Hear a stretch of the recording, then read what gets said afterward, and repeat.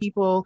And right now we're just beginning a new partnership to do leadership work with trans individuals, especially those who are assigned female at birth. We engage in a large number, I think, of community-led research, and the international work that we do mirrors a lot of the stuff that we do here in Atlanta.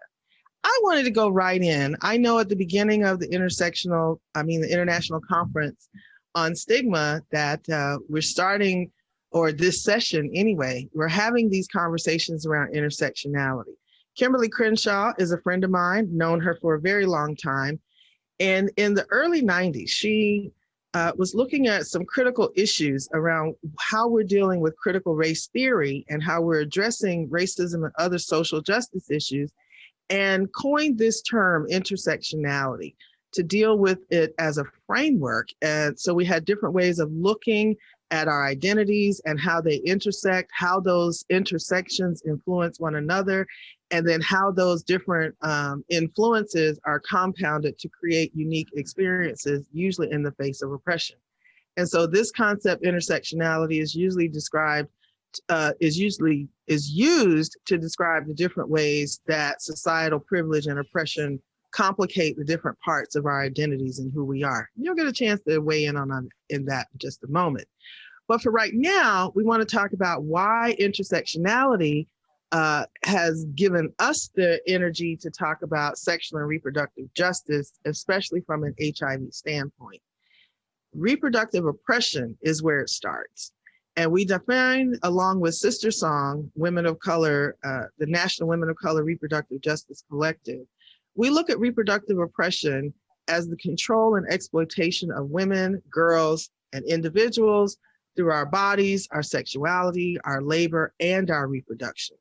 When you look at different examples of what reproductive oppression looks like, how it shows up in our lived experiences every day, think about things, for example, of pregnant people or mothers who are incarcerated for addictions, which are illnesses, but that they're incarcerated for substance use or substance addictions when they are pregnant or at the time of birth for fetal abuse. Or maybe there are folks who have been forced or coerced into using dangerous contraceptives when there might have been safer options for them. There's also issues around capping families and welfare policies, as if the choice of the numbers of children or the size of the family that I want to have and manage is up to someone else's decision, even in the context of an environment where the economy is not equal and not fair, and I still need social safety nets and protections to manage my family.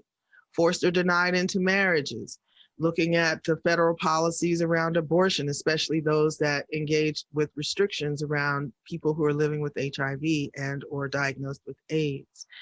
There are population control policies. I think people probably know about the most recent incidences here in the state of Georgia, in Irwin County, Georgia, where an ICE detention center has now been brought front and center because they were using a doctor locally that was either surreptitiously or secretly and involuntarily conducting forced sterilizations and hysterectomies on women who were women immigrants who were in detention. That's an issue of reproductive oppression against their will, against their knowledge, and against their consent. And of course, restricting and criminalizing immigrant families, as has been exercised by the current administration when they were separating babies and children from their families and from their parents. That's where we situate reproductive oppression. So just to give you a cooler way, I think, to describe and explain to you what reproductive justice looks like to deal with those oppressions, I'm going to share this video with you now. And I'm hoping that I have sound. Reproductive justice. A lot of people talk about it, but many don't know what. I'm going to break. Antoinet or Phyllis, can you all give me, because I can't see video while I'm sharing, can you tell me just audibly if you can hear the sound? So I can hear the sound, yes, but I can't see your screen. Oh, am I not sharing it all this time? That's interesting. Hold on, let me come back. I've been talking all this time thinking I'm sharing screens and stuff. Hey, everybody. Sorry about that. Coming back in. Thanks for letting me know that. I talked enough about those previous slides, so I won't go back through them. If people will put our email address and in the chat box, if you want a copy of the slide set, I'm happy to share that with you. And so right now we'll start up right where I left off with sharing this short story on the history of reproductive justice. Can you see the screen now? That would be why I couldn't see you on, that would be why I couldn't see you on video. Now we can. All right, technology blooper number 1. Moving on. How about reproductive justice? A lot of people talk about it, but many don't know what it really means. Here's the basic idea. Coined by 12 Black women in June of 1994, the term is the combination of 2 phrases, reproductive rights and social justice. The new phrase reflected the lives and experiences of Black women in the United States who had been denied a full range of services and protections. Black women have multiple identities, like age, ability, sexual orientation, immigration status, religion, and nationality, just to name a few. Consider the fact that Black women experience some of the highest rates of poverty and only make 63 cents for every dollar a white man makes. Nearly 20% of Black women have no health insurance and die 4 times as often as white women from pregnancy-related causes, regardless of income or educational status. The issue at play here is intersectionality, a term coined by legal scholar Kimberly Crenshaw, which refers to how multiple systems of oppression work together. Reproductive justice is how we take on all the systems that harm us. Reproductive justice is the human right that can only be achieved when all women and girls have the complete economic, social, and political power and resources to make healthy decisions about our bodies, our families, and our communities in all areas of our lives.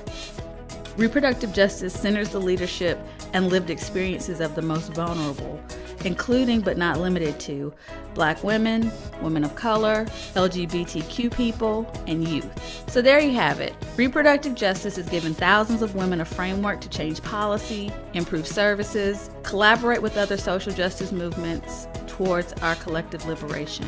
For more information, contact In Our Own Voice at www.blackrj.org. Thanks for watching, and welcome to the movement.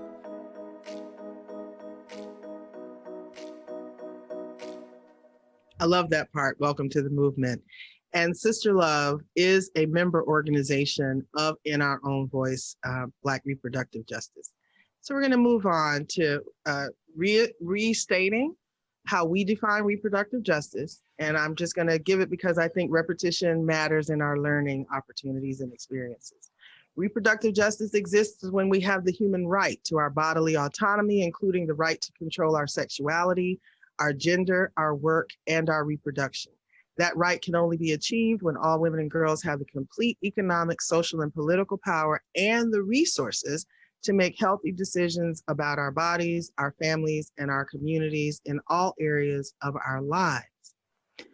We also recognize that reproductive justice offers us the ability for any woman or female assigned at birth to determine what happens to their body is directly related to what is happening in our communities. Human rights protections and violations will determine an individual's ability to exercise that self-determination and that autonomy, and that we have to work with other social justice movements across those movements to build the new movement to save our lives and those of our families and our communities. So when we look at the intersection of HIV inside the sexual and the reproductive justice framework, there are many different experiences that we can share. Several years ago, the Positive Women's Network USA did an extensive national study on how sexual and reproductive justice shows up in the lives of women living with HIV. Some of these are just the highlights that came from that initial study that they have subsequently conducted again. One is that a majority of people, women in particular, living with HIV have reported that there are no HIV services available in their reproductive health services where they go, and vice versa for where they go for their HIV services in terms of their sexual and reproductive health. A good example for us right here in Atlanta is that our primary site for people who are living with HIV, especially women who are also mothers, that in the same clinic that serves women who are mothers living with HIV, there are no obstetric or gynecological services. They have to seek those at another location. That's an issue around integrating sexual and reproductive health services in the context of people living with HIV. And that's been shared by many women of the Positive Women's Network. They also expressed that incarcerated women have little to no consistent access to sexual and reproductive health services, another issue of reproductive justice of concern, and that there's an extensive amount of experience in terms of coercion towards abortion or forced sterilization. We at SisterLove are currently working with an organization in South Africa called Her Rights Initiative that is currently collecting stories and eventually, and actually moving fast track towards posing a class action lawsuit against the Department of Health in South Africa, because it has been determined that nearly so far as they know in terms of reported cases, nearly 500 Black women living with HIV have experienced forced sterilization through tubal ligations. And some of these women experienced them as early ages of 16 and 17 without their consent or knowledge, which has permanently removed their opportunities to bear children and become mothers in that way. And that is clearly a reproductive justice violation.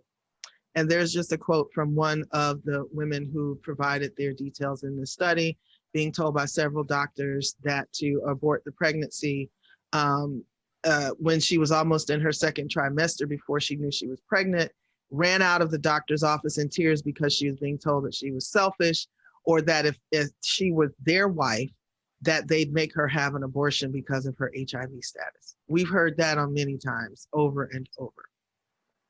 Here are some more examples of HIV and reproductive justice challenges.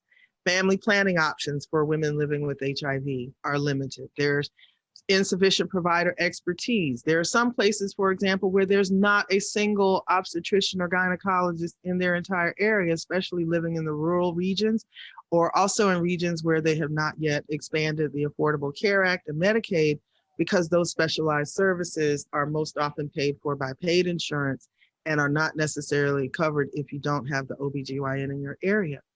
Discrimination in custody cases because of their HIV status or court proceedings. Of course, there's a lot of conversation around the criminalization of HIV, but we can also talk nowadays about the criminalization of poverty, the criminalization of other diseases. We're looking at how we're dealing with people in the COVID era around criminalization possibilities, gender expression. Also, there are challenges just around getting the right information, having access to testing and having appropriate linkage to care, and understanding nowadays the new news that we have around prevention, such as achieving viral suppression because of treatment access and adherence, or being able to sustain HIV negative status if you are deeming that the assistance or the intervention that you need is more biomedical, like in the forms of taking a pill every day to prevent HIV. There's also sex negativity, as if people living with HIV should not be having sex, because humans have sex. And for the sake of having HIV, that still does not negate people's human sexuality. There's issues around informed consent, even in terms of research, where that is still an important issue, and in terms of not enforcing the protective and preventive policies and procedures in places where folks need that information or need that protection. So in terms of talking about the issues that come out of some of these things, is that we talk about sexual and reproductive health rights and justice when we talk about HIV. We also talk about social and life determinants and the structural impediments. When we talk about social determinants, those are things like housing. Those are things like economic equity and fair pay, things like education and access to education, things around intimate partner violence, for example. There's also life determinants, and that's a term that I've coined because I think that social means that there are things that you can change about those determinants. You can change systems to support housing stability. You can change systems to support food insecurity. What you cannot change is how I was born, Black or female or with a disability. And so life determinants are also a part of the consideration of equity and justice. We have issues around unity and solidarity. We're not all on the same page, but we can all agree around certain issues based on our common experiences. There are limited resources available to us. And of course, we're in this era right now, I mean, literally, figuratively, and in every way possible on the news every day, that our democracy, our voting rights, our ability to organize and to protest, that all of that are under assault. And so these are also intersectional issues around reproductive justice. And of course, women living with HIV know plenty of these issues, and we're going to get into those in just a moment. And when we're talking about that unity and solidarity, sharing common experiences, sharing our stories, and understanding that those lived experiences are what I call Indigenous expertise. And that for many women living with HIV and people who are not HIV positive, that these experiences are common. There are intersections around HIV with violence and trauma. There's inclusion as a priority population when we're talking about funding or research or access to treatment and care, where those services are held. The fact that economic dependence based on our ability to get work or disability or all of those issues. We also share common experiences around gender inequality, around sexual identity and expression, around, like I said, food insecurity and housing instability, political representation. There are a few people who run openly. They may run for office, but do they run openly living with HIV? That's a common experience for people who may want to represent their communities in the political or in the policy or even in the legislative arenas. And of course, relationships across the sexes, including men at risk. We also know activism. I just have to always share this picture of our sister Katrina Haslip, who is one of the pioneers, trailblazers, fierce women who initially led one of the largest original protests and social change movements to make sure that women living with AIDS at that time were included in the definition of AIDS defining illnesses, so that when people, especially women, were falling ill, that they were reaching the AIDS definition and in getting an AIDS diagnosis, because it's not only about access to healthcare, but an AIDS diagnosis also was affording people access to social safety nets, to housing support, to income, or to social disability payments and checks and social disability insurance. That all of these issues were not being afforded to women because women were experiencing issues such as you see on this side, cervical cancer, which cervical dysplasia and cancer have been experienced in large numbers, especially by Black and brown women living with HIV. An HIV positive status without the diagnosis of cervical cancer might not have gotten you an AIDS diagnosis. After this fight, it did. So I just wanted to share a personal piece. Here's how you might look at something around intersectionality. Every human being shows up with a whole lot of different experiences. In other words, they walk with these intersections. We walk with these intersections every day.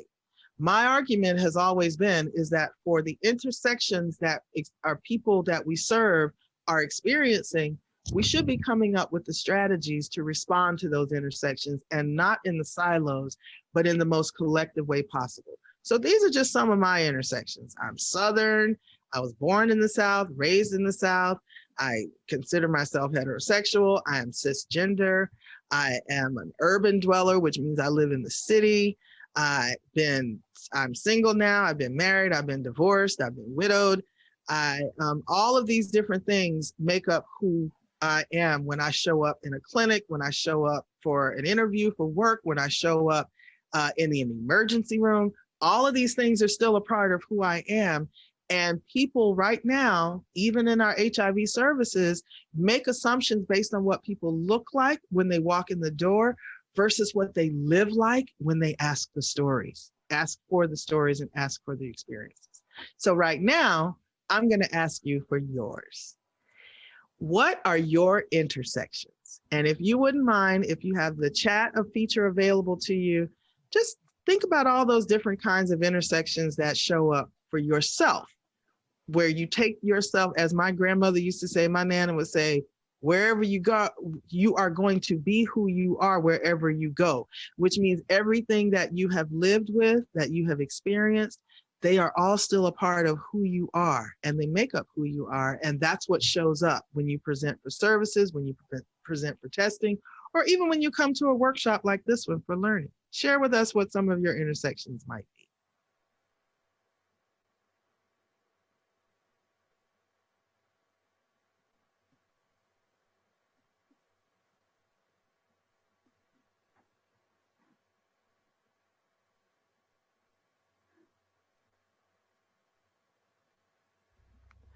So I'm not sure if we can see all of your responses in the chat feature or in the comments section on the live feed, but we're certainly going to get them and we are going to be able to talk about them.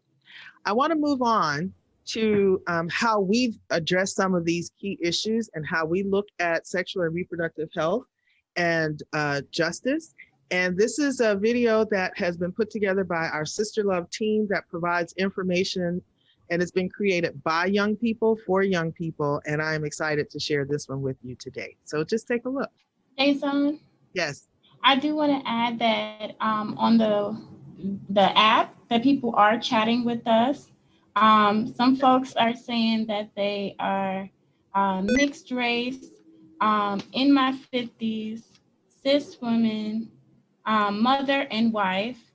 Someone else said heterosexual, multiracial, Florida native, mother, early 30s. And then I was about to add that HIV positive, Black, high school graduate. I like to say perinatal or vertical born HIV positive. So yeah. That's awesome. See, I knew I needed some of my millennials and Gen Zers to share with me because I'm not on the app. I'm going to download that while we're watching the video.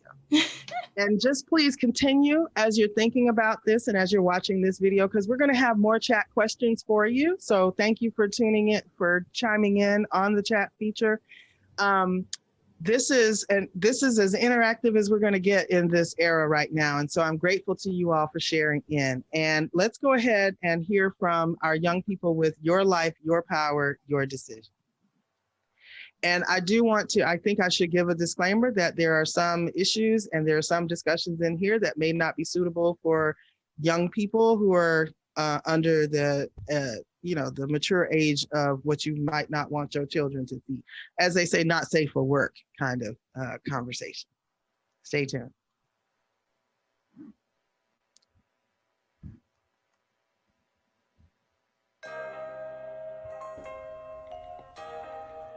Oh, for real, for real? Yes, you know Rena bad as fuck. Rena hot. She is. I rimmed her too. What the fuck is rimming?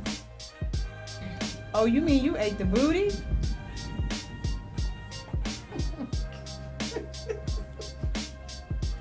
Okay, seriously though, it hurts when I pee. I'm kind of tripping. I'm having cramps too. You think you got something? Maybe. Okay, we got you. Check this video out. It's dope and you clearly need it. It can be scary when you don't have all the information. We all deserve to know exactly what's happening to our bodies. Tell me something I don't know. Wait, hold on. Let me find the part. Chlamydia and gonorrhea are the most common reported STIs or sexually transmitted infections. Did you know syphilis is very common in Georgia? Each of these STIs can be spread through vaginal, anal, and oral sex. Shit, okay, what else it say? Can you get rid of it? Yeah, it says it's a cure for all of them, but you gotta catch that shit early so it doesn't lead to other problems. It says symptoms can be different, sometimes no symptoms at all, like none. Why you hate on me? I'm just telling you what the videos say. Every 6 months, you better get tested. Shit, okay. But like, what about AIDS? You mean HIV? Hold on.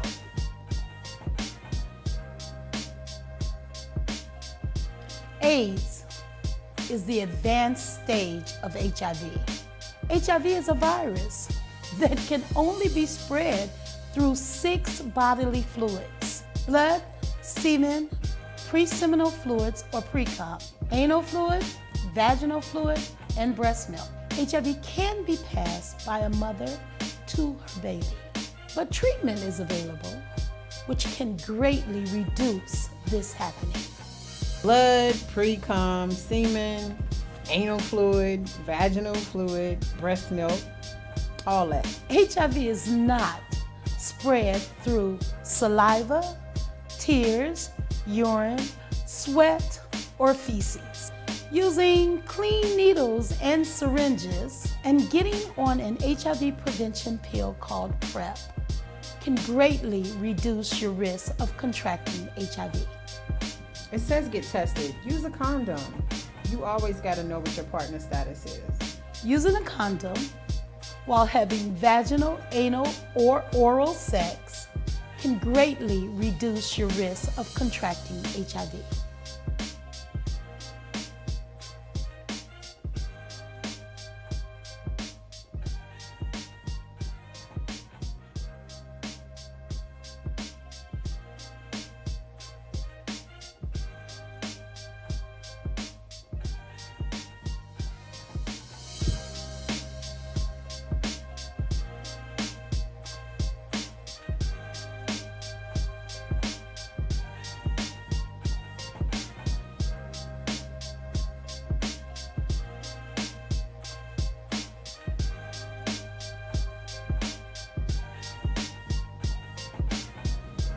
OMG, this damn licking and that female condom getting me going.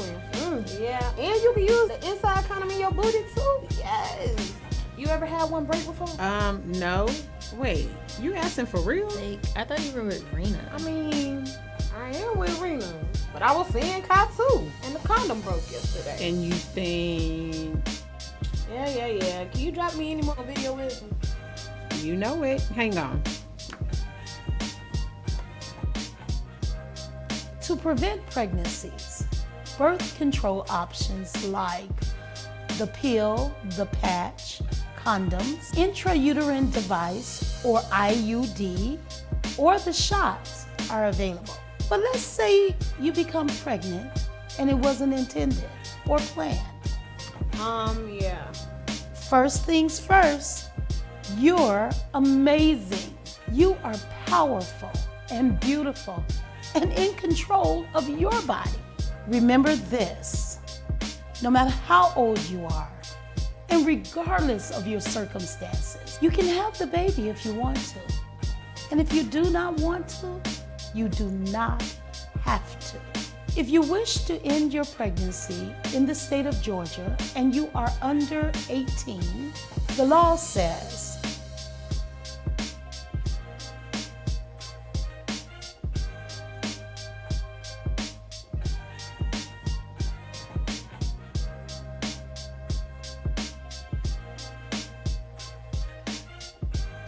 there are clinics in Atlanta that provide abortion services.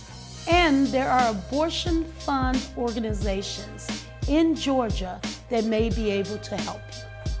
If you want to keep your pregnancy and need support, or want to look at options for adoptions, there are resources for that too. You said it was yesterday, right?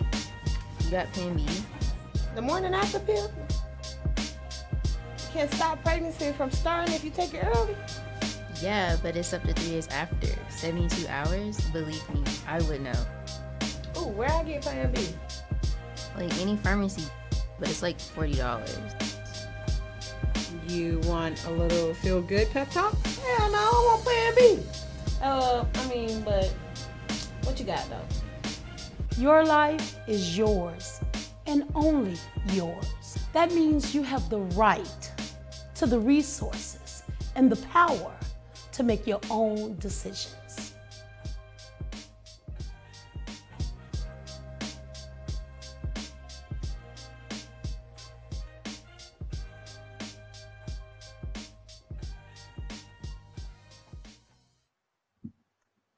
I absolutely love that video. I think that our folks did a fantastic job. And I think it's important for people to know that everyone, with the exception of our educator, Damaris Henderson, that everyone who worked on producing that video were under the age of 30.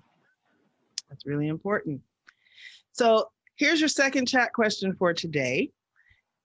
We were talking the other day about the fact that a lot of folks actually have a lot of HIV information, but we often don't share it. And we think that some of it's related to stigma. So let's talk about, why do women who have knowledge about HIV and even sexual health choose not to share what they know with others? What are some of the reasons why they might keep that to themselves, or why they might not feel comfortable? What do you think?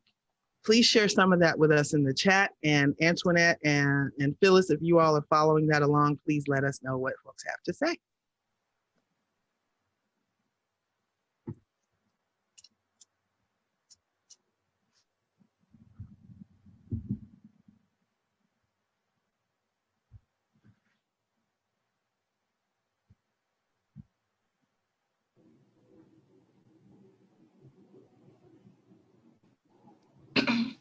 I know for me, Dazon, I was afraid that people will automatically assume my status because at the time I wasn't out. So even though I had like information about HIV and knowledge around HIV, I didn't want to share it on like Facebook. So I would just listen as people would like, or see people talk crazy and not say anything or not correct them, because I didn't want them to be like, oh, you must have it, that's how you know all this information, rather than just thinking like, oh no, you must have opened a book or something. So yeah. Or taken a class, or even been to a doctor, or been to a clinic, or yeah, I get it. There are also people who want to judge what you might be doing, right? Like, why would you even know that information? What have you been doing? Who you've been with, or that kind of thing as well, right? Yeah. I see a few people in the chat saying stigma. Oh, I'm sorry, Phyllis, go ahead. Oh, yes. My thoughts was that, you know, I would think that I wouldn't be wanting to talk to people because I'm not sure if what I'm saying is the real thing, what I'm talking about. I need to know more information. And, you know, and I'm like what Antoinette was saying. And, you know, if I talk about it too much, you'll think I got it, you know, even though I just may be talking about it to, you know, so to share the information with people. But, you know, people take it and run and take it and get in the car and run with it. So it is a big issue. Mm-hmm. And you said some folks are chiming in, Antoinette? Yes, some people are definitely mentioning stigma.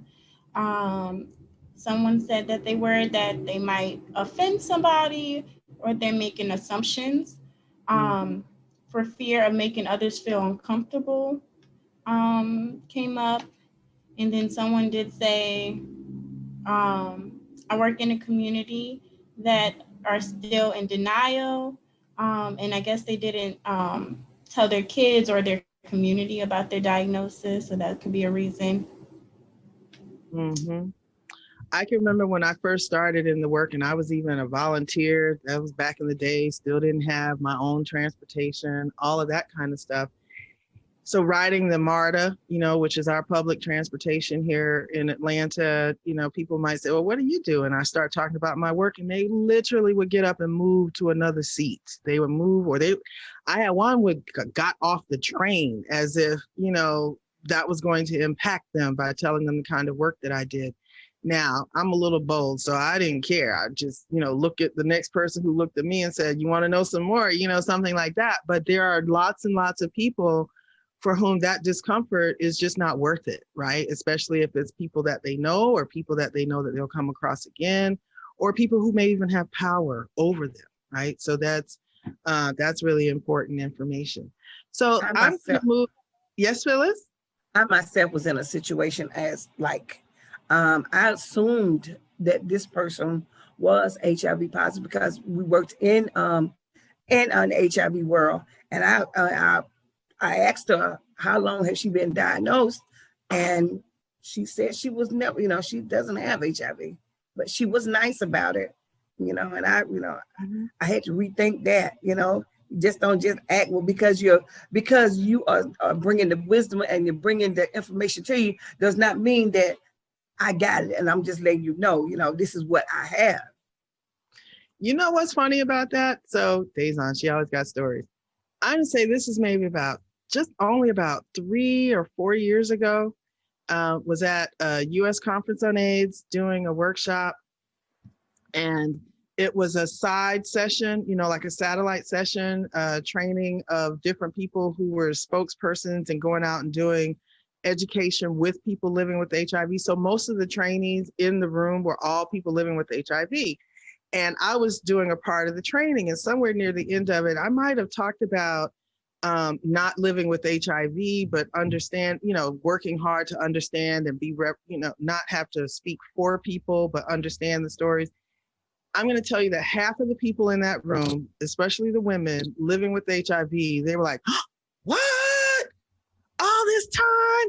We thought you were living with HIV and da da da da. Can I just tell you that for me, that made me feel so good. That made me feel so proud. That made me feel so seen and accepted for who I am, because that means that a person not living with HIV who had been walking amongst all of these folks all of these years who were living with HIV and never having asked me my story, for whatever reasons, they felt comfortable enough to assume that I was living with HIV. That tells me something more powerful than somebody who might say, why you ask me if I got HIV? Why would you expect that? I actually felt good about that, because it's so important if we're going to be doing this work and we're considering ourselves as allies. I actually don't want to be an ally. I want to be a comrade. I want to be a co-conspirator. I want to be with you. I want you to feel like we are in this together, no matter what our status is.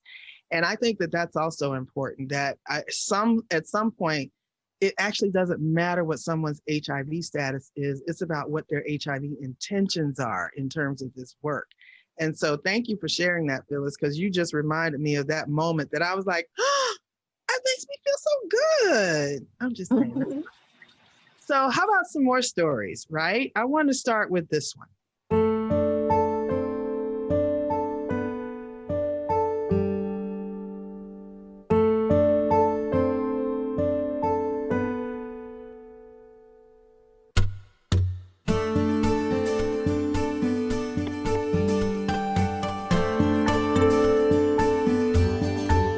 I think it probably always be uncomfortable telling your partner, even if you speak in a public forum, because once you get intimate with somebody, it matters to you, and I don't mean sexual, I mean intimate with somebody. It matters to you how they perceive you.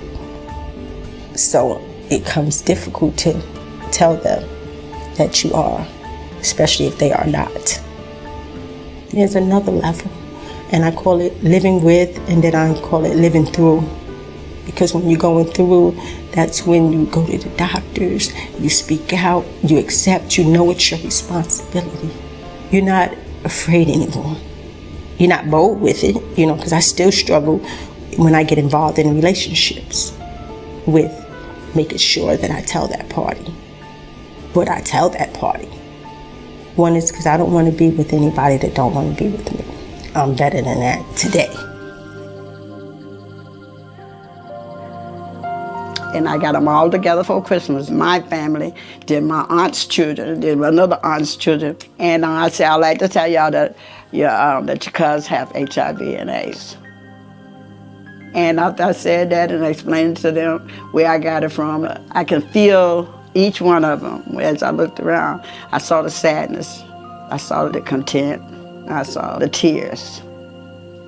They still having family issues, and I just think it's such a shame that we still having first thing is on Stigma is family still. I moved in with SisterLove in 2000. I signed a contract to stay with them 18 months. In the contract, it states that you have to tell your kids about your status within 30 days. I really didn't know how to tell them. How you tell little people this? These, they're children, but they're little people. How do you make them understand? One day we was all walking to the store. I asked them, what do they know about HIV? And they both said, you die. You just die. No, I told them, I said, no, you don't die, They looked at me and I said, this is what I got. I'm still wasn't sure about, was I saying it right, or did I say something wrong, or what else I need to say? So I ended it. I ended the conversation. I explained what I told them, and SisterLove took it from there. I didn't know, had I done any damage telling them the way I did, or was there any damage that I should have been the one who took the ball and ran with it? But in my heart, I kept saying I did the right thing, because SisterLove have all the answers that I didn't have. You know, regardless to the virus, regardless to the stigmas, I refuse to allow somebody else to devalue me about something they know nothing about. And I had made the decision that I'm going to speak about being HIV positive. So I disclosed it in a room full of people. And I honestly could say I remember my eyes was foggy and full of tears, but my shoulders and my heart was so relieved because I got it out. I finally said it. That's when I began to deal with the shame, the criticism, the blame, all those stages of which you have to go through when you find out. If you've not walked through it, you don't know what it took to get me to this other side. You have no idea the cost that I bear. I think as people living with the virus, it's our responsibility to let people know. Because if we don't do it, then who's going to do it?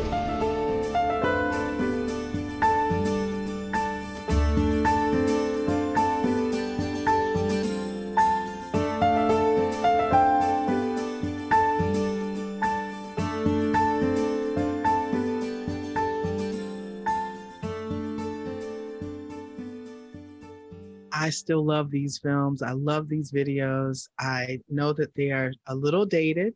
Some of the conversation in there is from about 10 years ago. And still, these issues are alive today. I have a follow-up chat question. And then I'm going to turn it over to Ms. Phyllis so she can update us, because those little people ain't little people no more. So she can update us on that. But I also want her to talk a little bit more about some of these issues around disclosure. So here's your next chat question. Get your fingertips ready.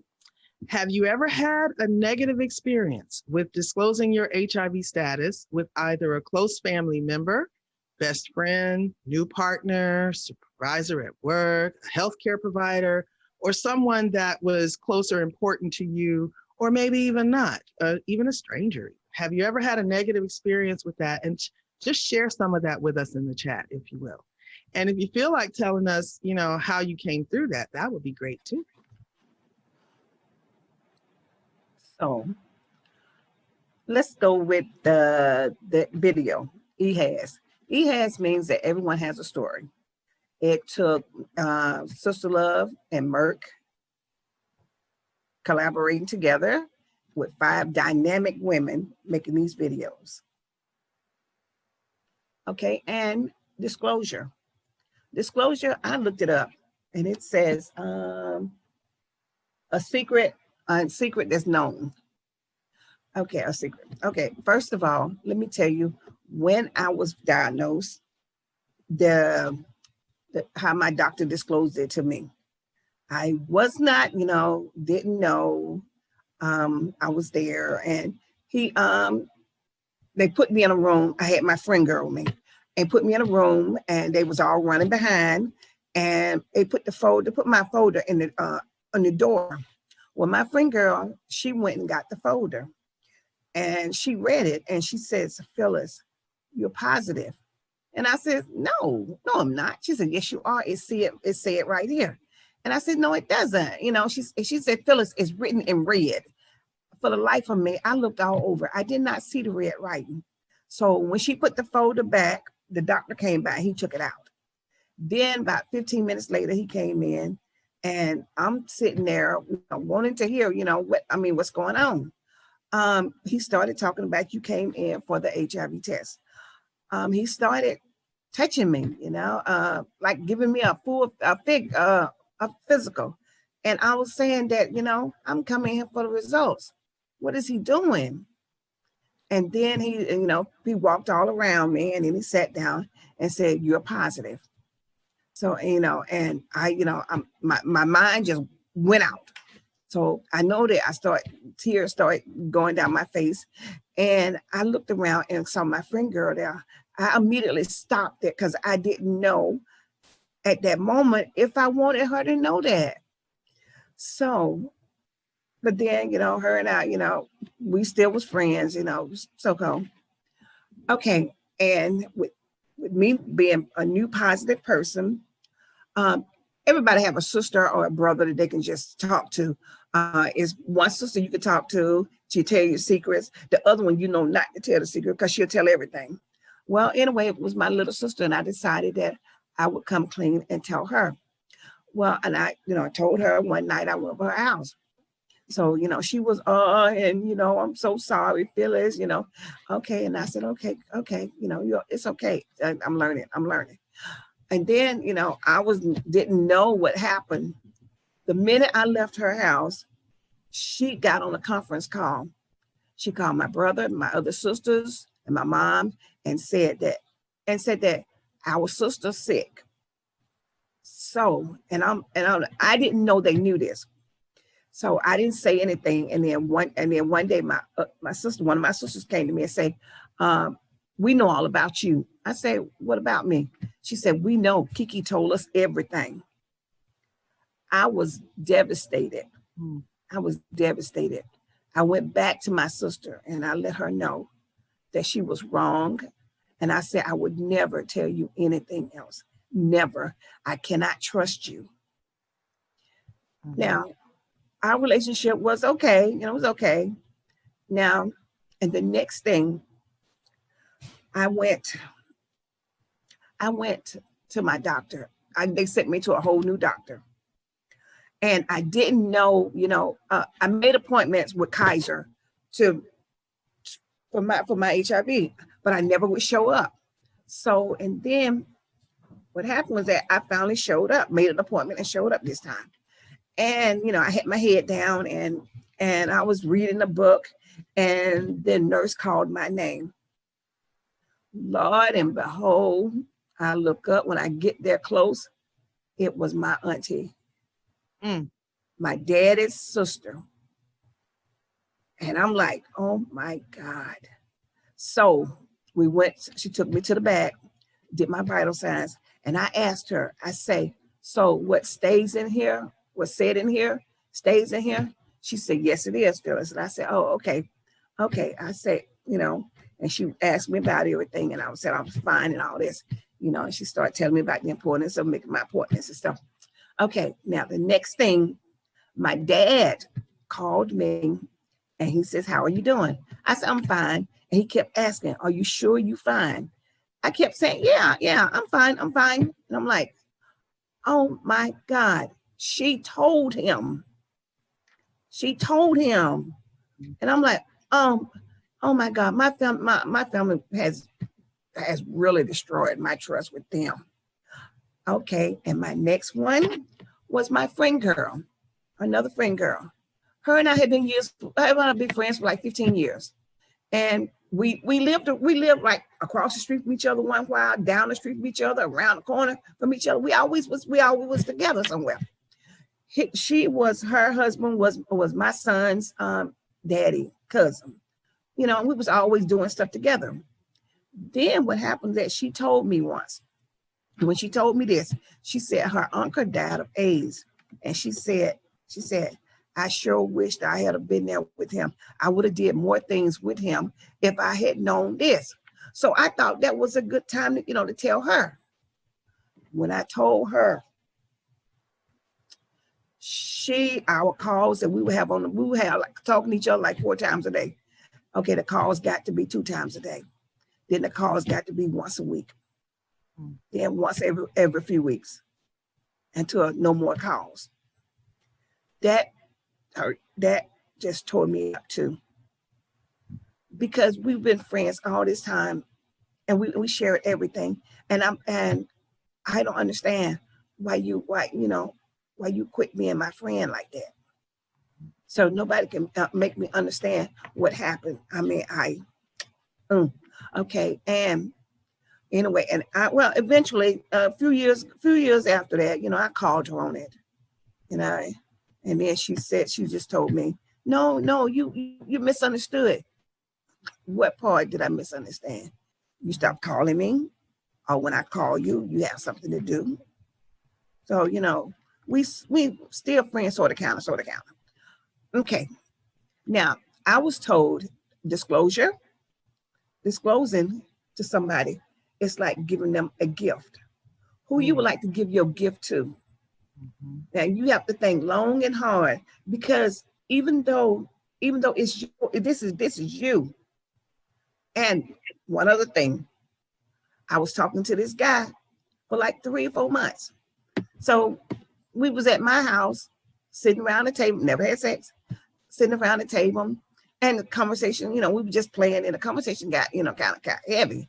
And then I say, so when was the last time you got tested for HIV? He got up from the table, went to the couch, got his book bag, and pulled out all these test results. All these test results. Now, I don't think he knew what I was looking for, but I knew what I was looking for. So, but then I thought, I ain't gonna tell him nothing. I ain't telling him nothing. So, and I left it like that. And then I say, it's time to end this one, because, it's time to end it. So I ended with him. So having HIV, it is a hard secret to hold. It's a hard secret to hold. If you don't want to tell your family member, don't want to tell your friend girl, don't want to tell your supervisor, then what you need to do is you need to get you need to seek therapy. At least the one I should tell my therapist that I can tell you stuff you won't tell nobody, because you kind of knows anyway. I would tell my therapist that every time I saw her. Oh, one other thing. I was working at Grady Hospital when I became positive. Then I decided to tell my supervisor. And my supervisor, I just said I'm kind of sick, and there's no cure, and I'm gonna die from it. That's all I told him. So, and then I asked him, I said, can I get that next job? Mm-hmm. So I was a nursing assistant at the time. I wanted to be the area clerk. Can I get the area clerk position? Mm-hmm. He gave it to me right then. Wow. Yeah. Yeah. And they would say, oh, my immediate supervisors too, they also knew it, because he told them. I didn't tell them, he told them. So why he told them, I don't know. But then, it worked in my favor. They didn't want me to do certain things. They didn't want me to go at certain places of the hospital. All right, cool. Yeah. Whether they were looking out for me or was they were trying to say, we don't want no soup coming up. Okay, don't know, don't care. So I got 2 questions for you, Phyllis. The first one, we often get after that particular video vignette. Some people, and we've got some questions and conversations that have been going on in the chat. Antoinet, I figured out how to see it. I got it. I'm rolling it. And I'm so grateful for folks who are holding the conversation and holding it down strong too, in the chat box or in the chat feature. Phyllis, a lot of people respond to that issue around you disclosing with your children, and that it was actually required when you were a resident in the housing program that we used to have at SisterLove. Mm-hmm. And there's been different kinds of reactions to it where people were like, wow, that's pretty progressive. And I understand that that's great that someone was there to help you do that. And others are like, why on earth would you want to be forced into disclosing your status to your children, especially given the ages that they were at the time, because we were still in elementary school, right? And so I know how we answered that, but how would you answer that when somebody says, well, what was that? And why do you think they, required you in the housing program? Why would they require you to disclose to your children, especially because that was back in the day when stigma was, way up. It was not even stigma at that time. It was just straight up discrimination based on people's ignorance and fears. So why do you think that was important then? Okay, it was important then because how it was told to me, and I understood it perfectly. There was too much of people coming there with HIV and to help out, and there was too much of paper, too much of letters coming, and they didn't want the children to, to accidentally see something or find something and not be and go off the rails with it. That was the reason why I understood that. So, and that was Nairobi and Zena. With Zena, and they both took the kids and they talked about, like I said, I don't know what she told them, but what I did know is that they told them it was not playground material. And another reason was because they were in school, and there were different women who had children in the program, and some of them had disclosed to their children and others had not. And what we also didn't want was there's bullying in school. So the children had to understand how important it was to also protect their mom as much as themselves. And by knowing that and not having someone else in the schoolyard or in their classrooms disclose their mom's status innocently, right? Because if you're all living in the same place. So the kids are all grown now. Here's my second question. So the kids are all grown now, and I'm sure you had these conversations with them since and probably over. How do they feel about that disclosure, or how do they handle those issues around HIV since that? Did that change, you think, as they grew up? Did that have an impact on how they addressed HIV in their lives? Yes. They get on my last nerve. So funny. Yeah. Yes. Okay. So Chantel, she was the baby. She is, they get together and they call me. And see, I'm gonna skip that right now to tell you this. Okay. So what happened was that, in my family, I'm the pink elephant in the room. Okay. So we all know you there, but we ain't gonna say nothing. Okay. We ain't gonna say nothing. So it goes like this. I can be talking to one of them and all of a sudden they'll say, "Hey, when last time you been to the doctor?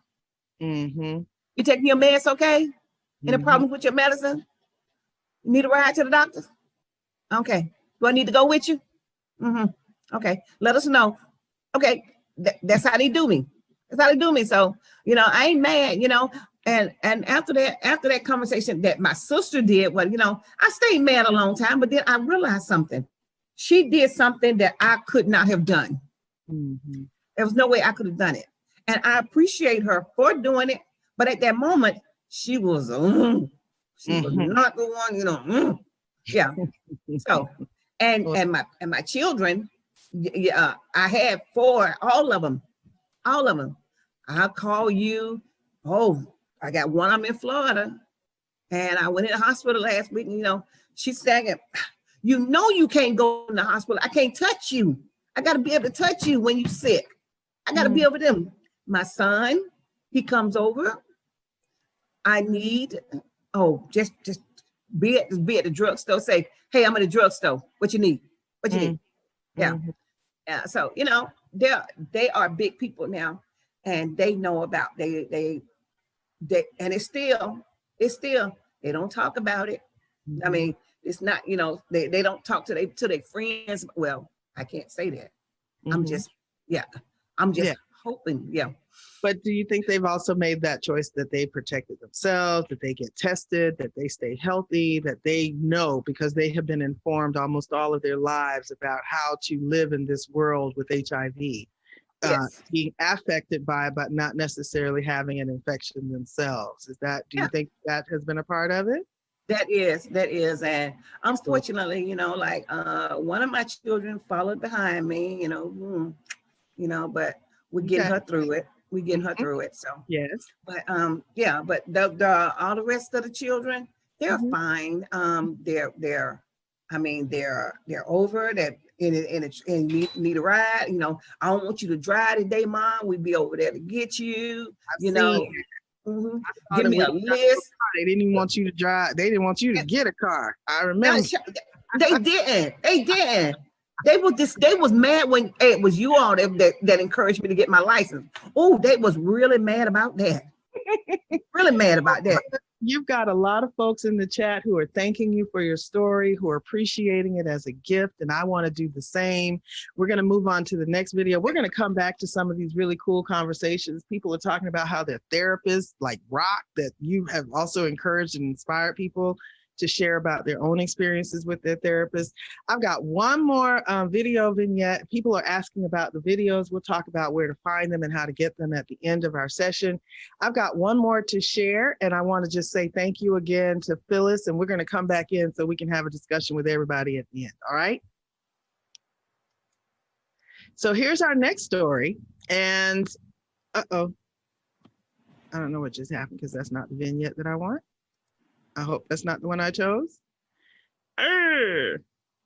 Y'all know what I'm gonna do because I ain't got no shame around technical stuff. I'm going to go get the video that I want, if you all don't mind. I think it's important enough to share what we really wanted to share with y'all.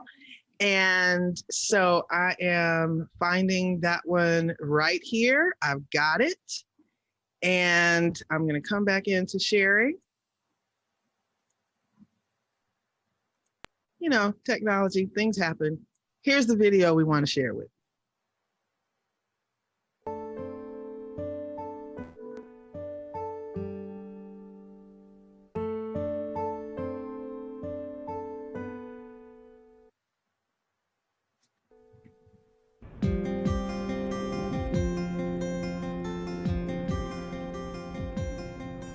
That's old data, by the way. I just want to let women know when you're diagnosed with anything, you have to have a rapport with your doctors. You can't go in there and say one thing for the sake of why you saying it when you know it's not true.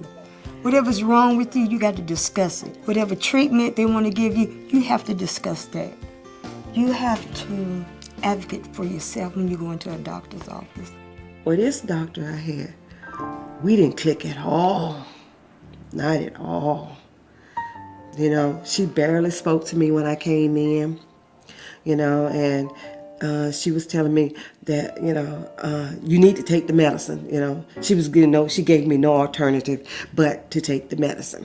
I went to a support group and they were saying that you can fire your doctor, right? I said, oh, cool, I can fire somebody. Before I did that, I talked to one of the head nurses upstairs. First thing she asked me is, do you talk to your doctor? I said, what about? What about? She said, your problems, you know, your needs. No, she tell me what I need to do and that's it. And then she asked me, what do I do when I go in the doctor's office? I said, just sit there and I look at her and I listen to her. They say, well, you need to go to your doctor and tell your doctor how you feel. And then find out, is there a problem that you and her can't get past? Well, I took my little hyper self back in there to see the doctor. And I told her, I said, can I tell you something? She said, sure. I said, I want to fire you. And she says, what's the problem? I said, when I come in here, you don't have nothing to say to me. All you keep on doing is just keep pushing the drugs on me. And she says, Phyllis, I go on what you do. You come in, you don't say anything. She said, I take my cue from you. And she said, I noticed that you do a lot of talking, but you don't do no talking in the office. I thought about it, and I said, oh, okay. So I apologize for my part of my attitude. Coming out of that meeting, my doctor's cool. Same doctor, she's cool. If you can't go in there talking about it, write it down on a piece of paper. Just take the paper and lay it there. They're going to pick it up and read it. You have to be honest with your care provider. If you didn't take the medicine, if you relapsed, or you done had unprotected sex with another positive, you got to tell all that. With my doctor, when I go in, if I'm having a bad day, we're going to discuss that. Then we're going into the blood work. We're going to go through all that before we get to the solution, what we need to do. I do not leave out of there not knowing. She doesn't leave me something else is going on. We don't leave like that. They take the time to discuss things, the good and the bad, and the ugly. And sometimes I put on a jacket just like hers, and we both be doctors, till she tell me to take it off. We got to keep it moving and keep it going and be healthy. I love that. We got to keep it moving, keep it going, and be healthy. I'm going to come back because I have another star for us to continue in this conversation. That is not what I wanted to do. Oh, Lord, help me. Let me see what's happening here. Oh, I know what it is. Hold on. Let's get out of there. We'll talk about all of these videos because there's a lot of them, and we absolutely want to make sure that people get access to them and share them. They are, like I said, they're a little dated, so there's some information that could afford to be updated, and we are looking forward to the moment, the time, and the day when we actually are going to be able to update these videos and find out where a lot of these women are now, because they are 5 or 6 of the most, they're now 5 women. I think it's important that for us to acknowledge that one of the sisters who was specifically talking about disclosing her status to her families at the family gathering, our sister Rosalind passed away several years ago, and this story still lives on and still lives on with the power of Rosalind's story and her experiences. So we want to acknowledge that. Right now, we have your next chat question, which I think Phyllis is the inspiration for it, which is, have you ever had to fire your doctor or health provider, or maybe you wanted to fire them? Why or why not? And if you wouldn't mind, just share some of those experiences with us in the chat feature right now. And at this time, I want to introduce you all to the fantastic, am I not sharing my screen yet? Y'all know how I forget to do that. Good, so let me pull this up.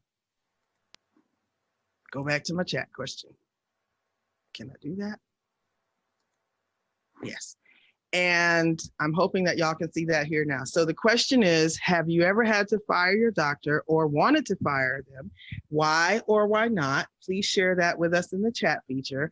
And at this time, I do now want to introduce you to the one and only of top 4 women, Black women, women who are Black people who are women, humans who are both Black and women, our sister Antoinet Jones. Hey, Antoinet, what you got to tell us?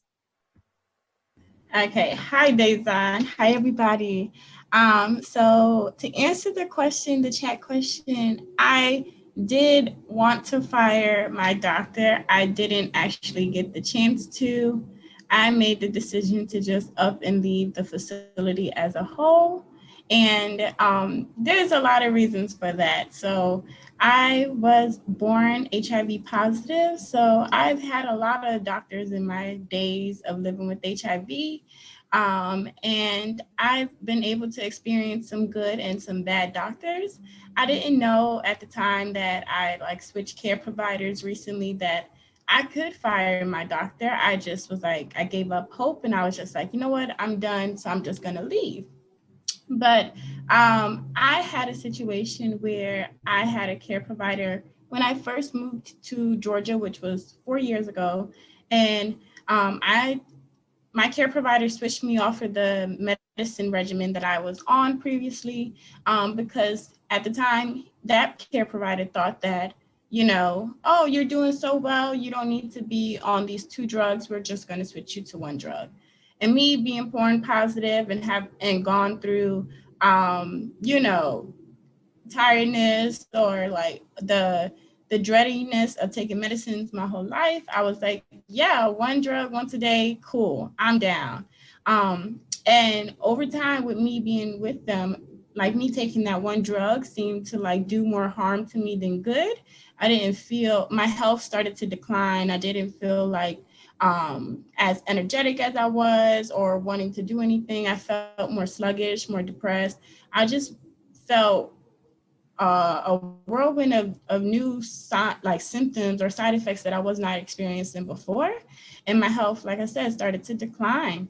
And I would tell this doctor that my health didn't feel the same, that I was having stomach pains and blurriness of my vision and headaches all the time, like migraines all the time. And the doctor would assume that, my numbers was going down because I wasn't taking my medicine, or I was having all these side effects because I wasn't taking my medicine and I wasn't adherent and I wasn't doing what I needed to do. And I was telling the provider, like, no, I am. I just don't think it's working for me. And I really want to switch. At the time, the provider would not switch me because they kept saying that I would need to be undetectable again in order to switch off of this medicine before they wanted to start me on a new medicine. And they did many resistant tests and all this other stuff. And they were like, yeah, we're just going to keep you on this. Just take your medicine. Just take your medicine. You'll be fine. I give you a month. Take it for a month straight. And I'm like, okay.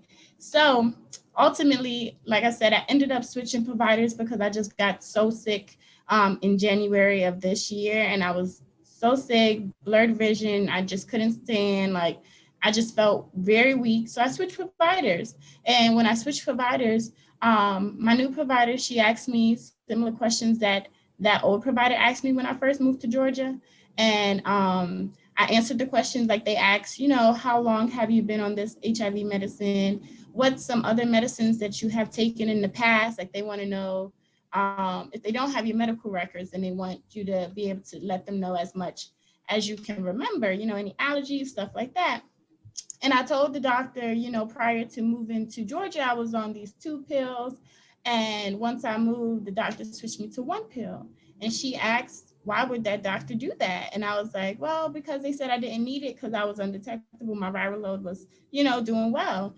And the doctor told me, they should not have switched you off of that because that specific regimen that you were on was the reason you were undetectable, because those 2 medicines work together, and this one medicine by itself is not something that's going to keep your viral load suppressed because you have a resistance to one of the strains inside of this medicine. So that's why they had you on those 2 medicines to basically supplement for that resistance.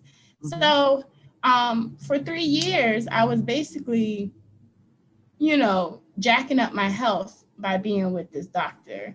Mm-hmm. And that really messed me up in the long run because I kept, trying to tell this doctor, like, all this stuff is happening to me and they would not believe me. And, over time, I was just feeling worse and worse. And it was sad. I didn't know that you can fire your doctor. I didn't know that I could say, hey, you know what? I don't even want to deal with you anymore. I just want a whole new doctor. And if I did, I would have done that because I felt like a new doctor or somebody else even taking a look at my chart would have been like, hey, red flag here, or check this out. And this is why she's possibly not doing so well, rather than pointing a finger at me. So now that I have my new doctor, like that video was making me tear up because the way she was talking about the relationship with her doctor is the relationship that I have now with my doctor. And what's crazy, because I've seen all these videos so many times, but now that I'm watching them, I'm getting so emotional because it just hits you differently at different times in your life. Mm-hmm. So yeah. Yeah. So I think that's amazing, first of all, because I think that everybody comes to their understanding, or everything is in alignment, even if you go through the trauma or through the pain, that there are the lessons and there are the reasons to understand that. And you have to offer yourself grace and gratitude and forgiveness, right? Because every experience, good and bad and ugly, as Tammy would say, is your opportunity to learn, because that's what we're here in this life to do. And I had a question though, because there are lots of people, there are lots of places where, especially if we're in a system, if we're getting our healthcare paid by a third-party payer, or maybe we live in a community where there's only one doctor that's available to us, so you couldn't fire that person because that's all you got. What would you say would be some of the other strategies if you can't immediately fire your doctor because somebody don't always have that choice, or maybe you actually like this person, you just want them to do better? Well, how would you, what would you offer up to people for, if I can't fire my doctor, how can I change this situation? Just taking some tips from the video. I know she said like just coming in with writing some things down. because oftentimes that happened to me where I had all these questions going in there and then I would just like blank once I'm in front of my doctor because I would just want to talk, like I would get so distracted with like hearing the negative side of my numbers. And then I'll just forget all the other questions that I had or all the other concerns that I wanted to talk to them about. And so definitely writing some things down, trying to be as patient until you can't be patient anymore. Bringing in somebody else also helps. I think that if I, at the beginning of when I moved here, I wasn't an advocate at that time, but if I did know an advocate or was involved in support groups and stuff, I would have bought somebody else who had experienced this or who could guide me. Because when I was younger, I had my mom, you know, being born positive. I was like, oh, I got my mom. She asks all these questions for me. But now that I was in care by myself and navigating the system by myself, I didn't know anything. So I definitely do say, you know, write stuff down, be patient with your provider, really like have your provider sit in, have a full conversation, and just be very open. Be very open. There's nothing that, you know, they should say to you to make you feel like you can't open up to your provider. And I think if that's the case where you feel like you can't open up to your provider, then you should definitely seek another provider. Yeah. Or as in the video, as Phyllis talked about, the person who actually gave her the courage and the information to talk to the provider was, maybe it was the nurse practitioner, maybe it's the person at the reception desk, maybe it's the case manager or someone else that you see, maybe it's even the phlebotomist, you know, who takes your blood, whoever you feel comfortable speaking with in the setting and saying, hey, you know, I need Dr. So-and-so to hear what I'm saying, and they might have, That's actually what I did often as well. I had a great relationship with the nurse practitioners as well as the case managers. And I would tell them things and then they would relay it to him and let my doctor know. Or they would just, most of the time they handled a lot of the stuff. So they will fill out paperwork for me as far as like for Ryan White and stuff, you know, or mention housing services to me. And I'm like, oh, you know, shouldn't my provider be also doing this? So they definitely, nurses take on a lot of the responsibility. Excellent. So we're almost out of time. We just have a few minutes left. I have one more. Thank you so much for sharing your story, Antoinette. There's so much power in your lived experiences. I call that Indigenous expertise. I think that what you bring up is not just your knowledge, but also living through something means that other people are probably living through or living with, as our sister Elveth said in one of the earlier videos.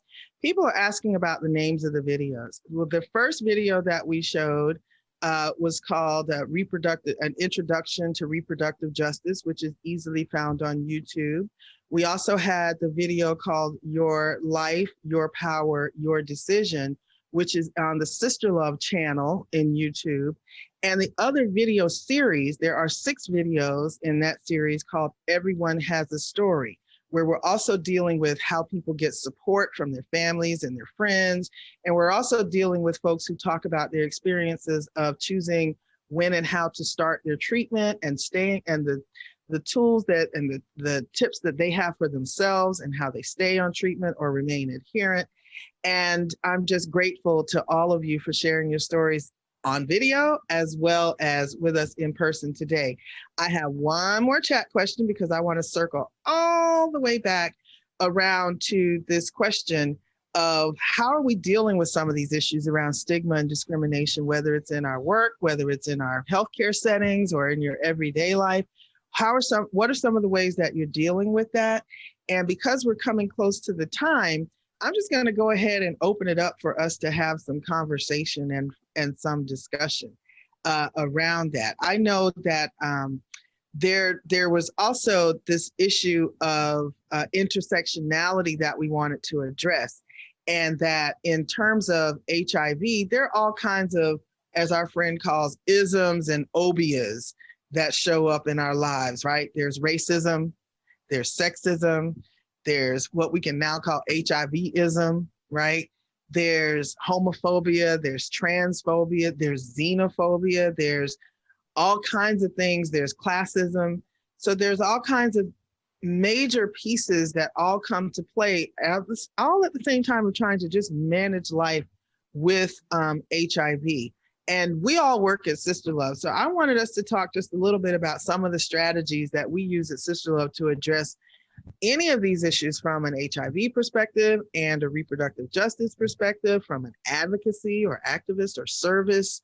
What are some of the things that you see at our work that you think we are using to address some of these key issues that we brought up today?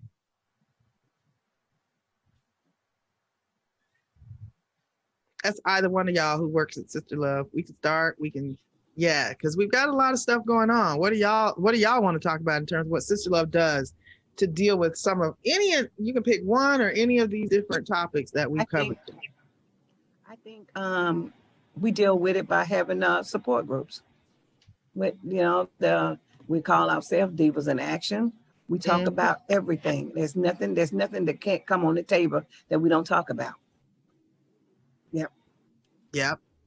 And that Divas in Action group's been going a long time, right? It has. Yes. And then these was new ladies that learned to use the Zoom. Yeah. So now we're dealing with getting all of these issues out in the era of COVID, right? Somebody asked the other day of how our folks living with HIV or our folks who are needing services, how are they still keeping up and dealing with all of these issues in the era of COVID? I know, Antoinet, you have a art therapies group that you work with. Is this one of the ways, and how are they dealing with it in that environment or in that activity? I agree with Phyllis, definitely in our support groups.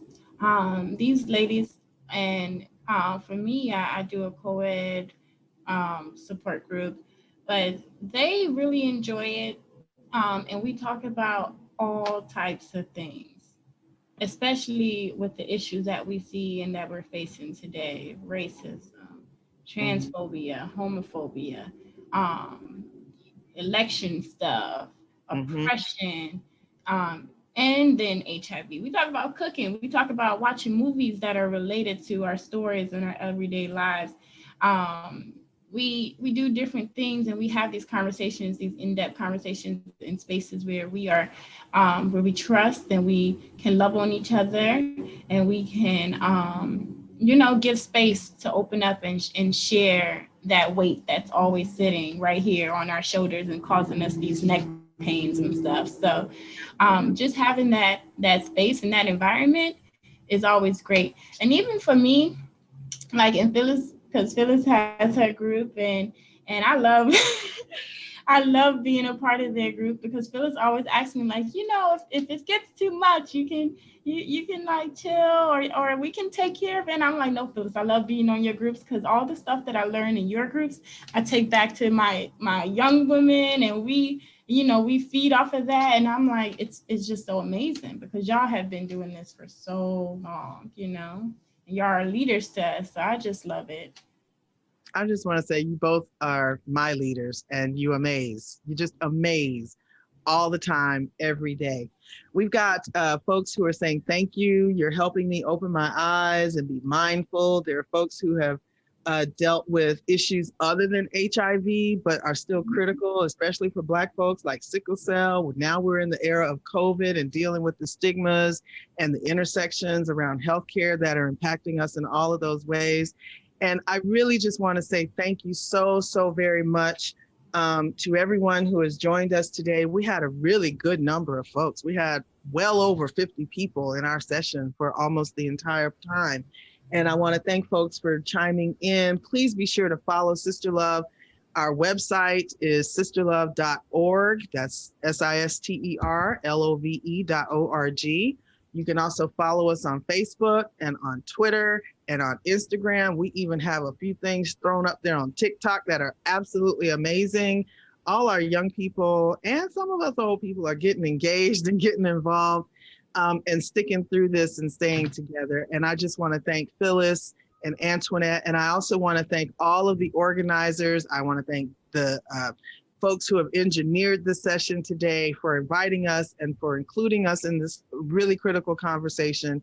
and just grateful that we are still able to do this work even in the times that we are in. And I wouldn't be me if I didn't remind you that we still have to get motivated to be active. We have to activate and advocate.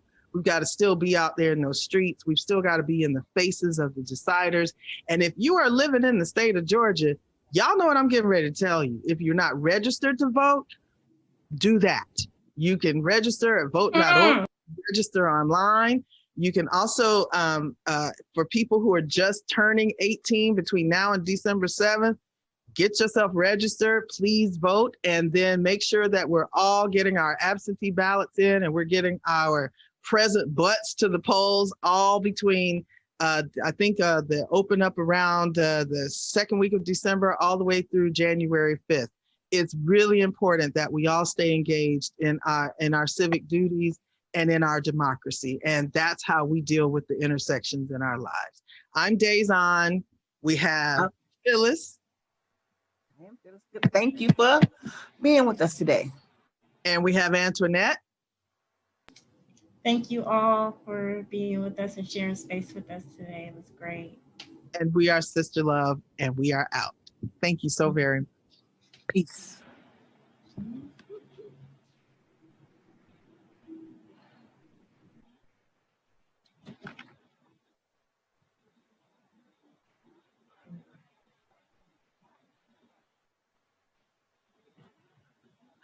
So we just exit now, right? You all were fantastic. You were perfect, and I'm glad we got this recorded. They can send us the recording, and then y'all know I learned a new skill during COVID, so I can edit it.